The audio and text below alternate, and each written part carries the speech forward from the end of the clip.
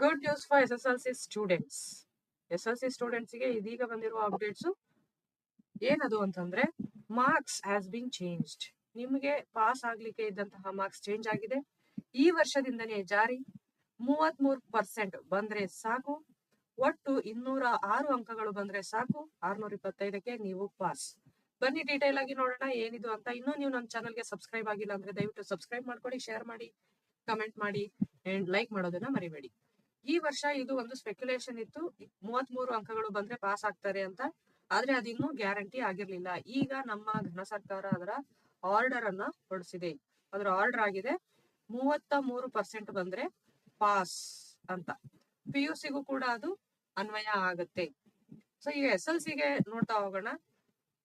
It affects from this academic year it self. ಇದೇ academic year ಈಗ ಯಾರ್ಯಾರು ಪ್ರಸ್ತುತ SSLC ಎಕ್ಸಾಮ್ ನ ಓದ್ತಾ ಇದ್ದೀರಾ ಅವ್ರಿಗೆಲ್ರಿಗೂ ಕೂಡ ಇದು ಅನ್ವಯ ಆಗುತ್ತೆ. ಹಾಗಾದ್ರೆ ಇವಾಗ ಹೋದ್ ವರ್ಷ SLC ಫೇಲ್ ಆಗಿದ್ದು ಈ ವರ್ಷ SLC ಎಕ್ಸಾಮ್ ತಗೊಂಡವರಿಗೆ ರಿಪೀಟರ್ಸ್ಗೆ ಇದು ಅನ್ವಯ ಆಗುತ್ತಾ ಹೇಳ್ತೀನಿ, ವಿಡಿಯೋವನ್ನ ಕೊನೆವರೆಗೂ ನೋಡಿ. ರಿಪೀಟರ್ಸ್ಗೆ ಮತ್ತೆ ಪ್ರೈವೇಟ್ ಕ್ಯಾಂಡಿಡೇಟ್ಸ್, ಏನು ಏಜ್ ಮೇಲೆ ಪ್ರೈವೇಟ್ ಕ್ಯಾಂಡಿಡೇಟ್ಸ್ ಏಜ್ ಮೇಲೆ ನೀವು ಯಾರ್ಯಾರು ಬರೀತೀರಾ ಅವ್ರಿಗೆ ಇದು ಅನ್ವಯ ಆಗುತ್ತಾ? ಖಂಡಿತ ಆಗತ್ತೆ. ವಿಡಿಯೋವನ್ನ ಕೊನೆವರೆಗೂ ನೋಡಿ, ಹೇಳ್ತೀನಿ ಹೇಗೆ ಅಂತ. ಸೊ ಟೋಟಲ್ ನಿಮ್ಗೆ 33% includes both internal and external. ಇದು matter, this matters a lot. So ಮೊದಲು ಬರೀ ಎಕ್ಸ್ಟರ್ನಲ್ ಅಲ್ಲೇ 35% ತಗೋಬೇಕಿತ್ತು. ಎಕ್ಸಾಮ್ ಅಲ್ಲೇನೆ 35% ತಗೋಬೇಕಾಗಿತ್ತು. ಆದ್ರೆ ಈಗ ಎರಡನ್ನೂ ಸೇರಿಸಿ, ಇಂಟರ್ನಲ್ ಎಕ್ಸ್ಟರ್ನಲ್ ಸೇರಿಸಿ ತಗೊಂಡ್ರೆ ಸಾಕಂತ ಹೇಳ್ತಿದ್ದಾರೆ. ಒಟ್ಟು 206 ಅಂಕಗಳನ್ನ ತಗೊಂಡ್ರೆ 625ಕ್ಕೆ 206 ಅಂಕಗಳು ಅಂದ್ರೆ 33% ತಗೊಂಡ್ರೆ ನೀವು SLC ಅಲ್ಲಿ ಪಾಸ್ ಆಗ್ತೀರಾ. ಬನ್ನಿ ಅದನ್ನ ಸ್ಪ್ಲಿಟ್ ಮಾಡಿ ನೋಡೋಣ ಹೇಗೆ ಅಂತ. ಎರಡು ಕಂಪೇರ್ ಮಾಡಿ, ಬಿಫೋರ್ ಆಫ್ಟರ್. ಮೊದ್ಲು ಹೇಗಿತ್ತು, ಈಗ ಏನ್ ಬದಲಾವಣೆ ಆಗಿದೆ ಅನ್ನೋದನ್ನ ನೋಡೋಣ ಬನ್ನಿ. ಮೊದ್ಲು ಕನ್ನಡವನ್ನ ತಗೊಂಡ್ರೆ ಮಾತೃಭಾಷೆ ಫಸ್ಟ್ ಲ್ಯಾಂಗ್ವೇಜ್ 25 ಇಂಟರ್ನಲ್ಸ್ ಇತ್ತು, 100 ಎಕ್ಸಾಮ್ ನಡೆಯೋದು. 25 ಅಂಕಗಳು ಆಂತರಿಕ ಅಂಕ, 100 ಅಂಕ ಬಾಹ್ಯ ಅಂಕಗಳು ಅಂತ ಎಕ್ಸಾಮ್ ನಡೆಯೋದು. ಒಟ್ಟು 125 ಅಂಕಗಳಿಗೆ ಪರೀಕ್ಷೆ ನಡೆಯೋದು. ಒಬ್ಬ ವಿದ್ಯಾರ್ಥಿ 25ಕ್ಕೆ 17 ಅಂಕ ತಗೊಂಡಿದ್ದಾನೆ ಅಂತ ಅನ್ಕೊಳ್ಳೋಣ. 35 ಅಂಕ ಎಕ್ಸಾಮ್ ಅಲ್ಲಿ ಬರ್ಲೇಬೇಕಿತ್ತು. ಅವನು ಇಂಟರ್ನಲ್ಸ್ ಅಲ್ಲಿ 25ಕ್ಕೆ ಎಷ್ಟಾದ್ರೂ ತಗೊಳ್ಳಿ, ಆದ್ರೆ 35 ಅಂಕಗಳು ಬರ್ಲೇಬೇಕಿತ್ತು. ಅಂದ್ರೆ 35% ಬರ್ಲೇಬೇಕಿತ್ತು. ಅವಾಗ ಟೋಟಲ್ ಎಷ್ಟಾಗೋದು? 35, 17, 52 ಅಂಕ ಆಗೋದು. ಆದ್ರೆ ಈಗ ಹೆಂಗಾಗಿದೆ, 25 ಇಂಟರ್ನಲ್ಸ್ ಹಾಗೆ ಇದೆ, 16 ಅಂಕ. 25 ಇಂಟರ್ನಲ್ಸ್ ನೀವು ತಗೊಂಡ್ರೆ 16 ಅಂಕ ಎಕ್ಸಾಮ್ ಅಲ್ಲಿ ತಗೋಬೇಕಾಗುತ್ತೆ. ಓಕೆ, ನೀವು ಬರೆಯೋ ಪರೀಕ್ಷೆಯಲ್ಲಿ 16 ಅಂಕ ತಗೊಂಡ್ರೆ ಸಾಕು, ನೀವು ಪಾಸ್. 41 ಅಂಕ ಅಂದ್ರೆ 33%. ಇಂಟರ್ನಲ್ಸ್ ಎಕ್ಸ್ಟರ್ನಲ್ಸ್ ಎರಡೂ ಸೇರಿ ಎಷ್ಟು ಬರ್ಬೇಕು? 41 ಬಂದ್ರೆ ಸಾಕು. ಇಂಗ್ಲಿಷ್ ಅಲ್ಲಿ ಮೊದ್ಲಿಗೆ ಏನಿತ್ತು, 20 ಇಂಟರ್ನಲ್ಸ್ 80 ಎಕ್ಸಾಮ್ ಥಿಯರಿ ಇರ್ತಾ ಇತ್ತು. ಒಟ್ಟು 100 ಅಂಕಗಳಿಗೆ. ಉದಾಹರಣೆಗೆ ಒಬ್ಬ ವಿದ್ಯಾರ್ಥಿ 15 ಇಂಟರ್ನಲ್ಸ್ ಅಲ್ಲಿ ತಗೊಂಡ್ರೆ 28 ಎಕ್ಸ್ಟರ್ನಲ್ ಅಲ್ಲಿ, ಅಂದ್ರೆ ಎಕ್ಸಾಮ್ ಅಲ್ಲಿ 28 ತಗೊಳ್ಳೇಬೇಕಿತ್ತು. 28 ಅಟ್ ಎನಿ ಕಾಸ್ಟ್ ಬರ್ಲೇಬೇಕಿತ್ತು.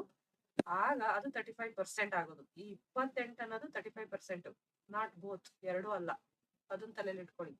ಆದ್ರೆ ಈಗ ಎರಡೂ ಸೇರಿಸಿ 35 ಅಲ್ಲ 33 ಆಗಿದೆ.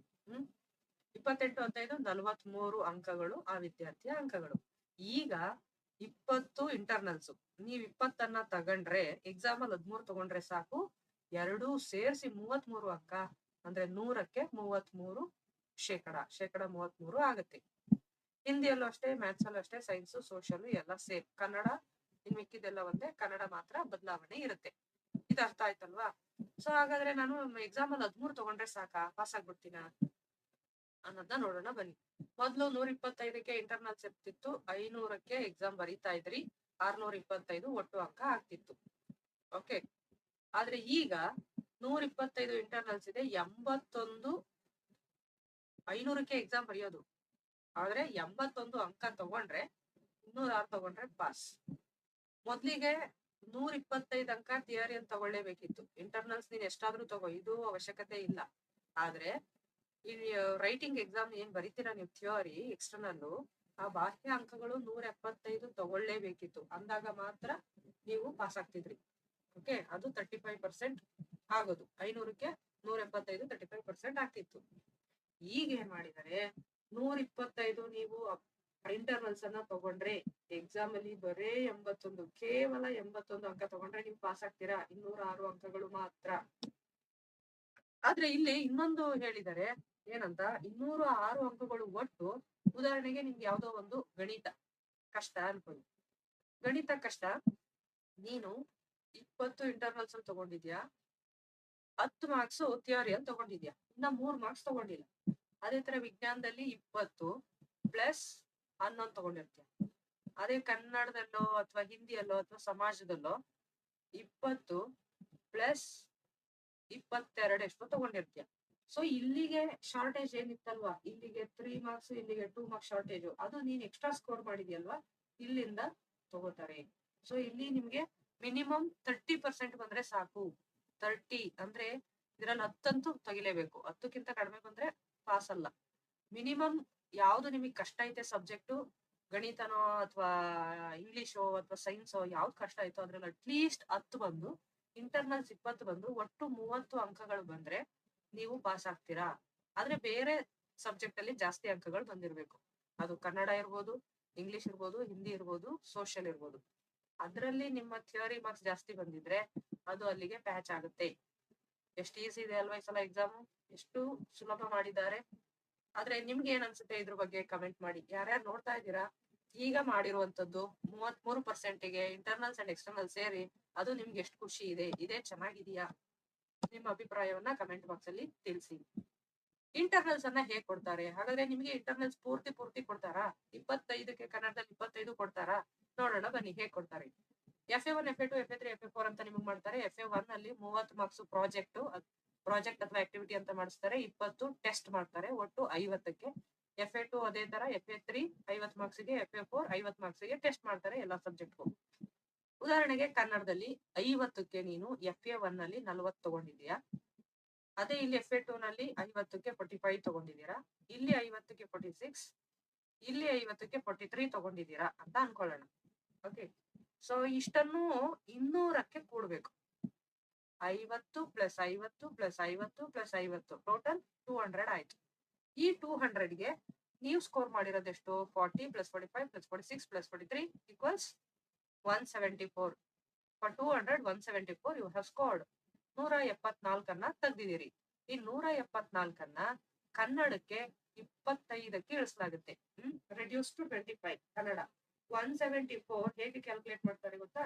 174 ಡಿವೈಡೆಡ್ ಬೈ 200 ಇಂಟು 20. ಹೀಗೆ ಕ್ಯಾಲ್ಕುಲೇಟ್ ಮಾಡಿದಾಗ 21.75 ಅಂದ್ರೆ 22 ಮಾರ್ಕ್ಸ್ ಬಂತು. ಸರಿ, 22 ಮಾರ್ಕ್ಸ್ ಬಂದಿದೆ ನನಗೆ ಆಲ್ರೆಡಿ. ನಾನು ಇನ್ನೆಷ್ಟು ಸ್ಕೋರ್ ಮಾಡಿದ್ರೆ ಪಾಸ್ ಆಗ್ತೀನಿ ಕನ್ನಡದಲ್ಲಿ? ಎಷ್ಟು ಸ್ಕೋರ್ ಮಾಡ್ಬೇಕು ಹೇಳಿ? 16 ಆಲ್ರೆಡಿ ಸ್ಕೋರ್ ಮಾಡಿ. ಶಾರ್ಟೇಜ್ 41ಕ್ಕೆ ಎಷ್ಟು ಶಾರ್ಟೇಜ್ ಇದೆ?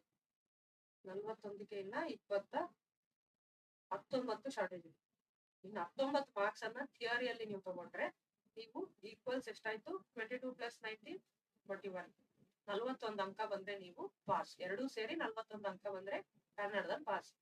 ಅದೇ ಈ ತರ ಬೇರೆ ಸಬ್ಜೆಕ್ಟ್ ಗಳಲ್ಲಿ 50ಕ್ಕೆ 42 ತಗೊಂಡಿದ್ದೀರಾ, FA2 47, FA3 48, FA4 46 ತಗೊಂಡಿದ್ದೀರಾ. ಸೊ ಇದು 4 ಕೂಡಿದ್ರೆ 183 ಆಯ್ತು. 200ಗೆ 183 ಸ್ಕೋರ್ ಮಾಡಿದ್ದೀರಾ. ಇದನ್ನ ನಾವು 20ಗೆ ಇಳಿಸ್ತಾರೆ. ಸೊ ಕನ್ನಡ ಹೊರತುಪಡಿಸಿ ಇನ್ನೆಲ್ಲ ವಿಷಯಗಳನ್ನ 20ಕ್ಕೆ ಪರಿಗಣನೆ ಮಾಡಲಾಗುತ್ತೆ. It will be considered for 20 marks. So when it is considered, how it is 183 divided by 200 into, sorry, this will be for 25. Kannada for 25, other subjects for 20. Okay, 20ಗೆ ಇಳಿಸಿದವಾಗ ನಿಮ್ದು 18.3 ಬರುತ್ತೆ. ಸೊ ಈಗ ನಿಮ್ದು 18 ಬಂದಿದೆ. 18.5 ಬಂದ್ರೆ 19 ಆಗುತ್ತೆ. 18.6 ಬಂದ್ರೆ 19 ಆಗುತ್ತೆ.